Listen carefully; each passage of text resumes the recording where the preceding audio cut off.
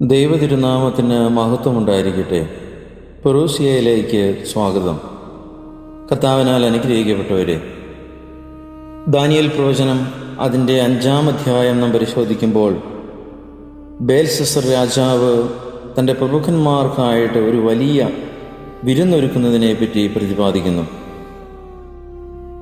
ആ വിരുന്നിന് അദ്ദേഹവും പ്രഭുക്കന്മാരും വെപ്പാട്ടികളും ഉപയോഗിച്ചത് യെരുശലേം ദേവാലയത്തിൽ നിന്ന് പിടിച്ചുകൊണ്ടുവന്ന ദേവാലയത്തിൽ ഉപയോഗിച്ചിരുന്ന പാത്രങ്ങളായിരുന്നു. എന്നാൽ അവരതിൽ വീഞ്ഞു കുടിക്കുകയും ഇരുമ്പ് കൊണ്ടും മരം കൊണ്ടും കല്ലുകൊണ്ടുമുള്ള ദേവന്മാരെ സ്തുതിച്ചു കൊണ്ടുവരുന്നപ്പോൾ ഒരു മനുഷ്യൻ്റെ കൈവിരലുകൾ പുറപ്പെട്ട് വിളക്കിന് നേരെ രാജഗൃഹത്തിൻ്റെ ചുവരിൽ വെള്ളമേൽ എഴുതി എന്ന് നമുക്ക് വായിക്കുവാനായിട്ട് സാധിക്കും. എന്നാൽ ഇതിനർത്ഥം മനസ്സിലാക്കുവാൻ ശകുനവാദികൾക്കോ ആഭിചാരന്മാർക്കോ മന്ത്രവാദികൾക്കോ ഒന്നും കഴിയാതിരിക്കുകയും ദൈവത്തിൻ്റെ ആത്മാവുള്ള ഒരു മനുഷ്യൻ ഈ രാജ്യത്തുണ്ട് എന്ന് രാജ്ഞി ബോധിപ്പിച്ചതനുസരിച്ച് ദാനിയേൽ പ്രവാചകനെ അതിനർത്ഥം വിവരിക്കുവാനായിട്ട് രാജാവ് വിളിക്കുകയും ചെയ്യും. പ്രിയപ്പെട്ടവരെ, രാജാവിനോട് ദാനിയേൽ പ്രവാചകൻ അതിൻ്റെ അർത്ഥം വിവരിച്ചു കൊടുക്കുന്നു. രണ്ട് കാര്യങ്ങൾ നമുക്ക് മനസ്സിലാക്കുവാനായിട്ട് സാധിക്കും. ഒന്ന്, രാജാവ് തൻ്റെ പിൽക്കാലത്തെപ്പറ്റി ചിന്തിച്ചില്ല. തൻ്റെ പിതാവ് എന്തു ചെയ്തിരുന്നു എന്നോ പിതാവ് എങ്ങനെ ജീവിച്ചിരുന്നുവെന്നോ ചിന്തിച്ചില്ല. ദൈവം നെബൂഖദ്നേസർ രാജാവിന് നൽകിയ അനുഗ്രഹങ്ങളെപ്പറ്റി പുത്രനായ ബേൽശസ്സർ ചിന്തിച്ചില്ല.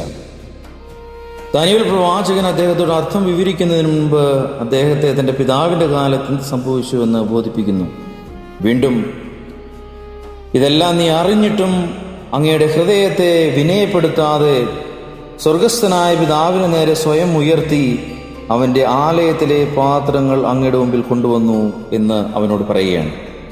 പ്രിയപ്പെട്ടവരെ, വിശുദ്ധ മാമോദീസായിലൂടെ സ്വർഗരാജ്യത്തിന് പൗരന്മാരായി തീരുകയും സഭയുടെ കർത്താവാകുന്ന ശരീരത്തിലെ അവയവങ്ങളായി മാറ്റപ്പെടുകയും ചെയ്ത നമ്മൾ ഇന്ന് ഈ രാജാവ് ചെയ്തതുപോലെ വിശിഷ്ടമായ പ്രത്യേകാൽ ദൈവാലയങ്ങളായ നാം ഓരോരുത്തരും നമ്മുടെ ഉള്ളിൽ സ്വീകരിക്കേണ്ടത് എന്താണ് എന്ന് ചിന്തിക്കേണ്ട സമയമാണ്.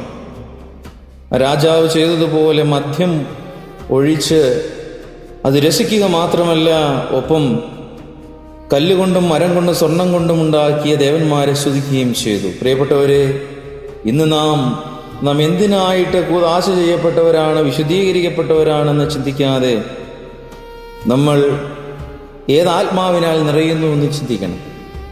നാം ഓരോരുത്തരും ദൈവത്തിൻ്റെ ആത്മാവാണ്. നിങ്ങൾ ദൈവത്തിൻ്റെ ആലയമെന്നും ദൈവാത്മാവ് നിങ്ങളിൽ വസിക്കുന്നു എന്നും നിങ്ങൾ അറിയുന്നില്ലയോ? നാം ദൈവാത്മാവിനാൽ പ്രവർത്തിക്കപ്പെടേണ്ടവരാണ്, ദൈവാത്മാവിനാൽ നിറയപ്പെടേണ്ടവരാണ്. ദൈവാത്മാവിനാൽ നമ്മുടെ പ്രവർത്തനങ്ങളെ ക്രമീകരിക്കപ്പെടേണ്ടവരാണ്.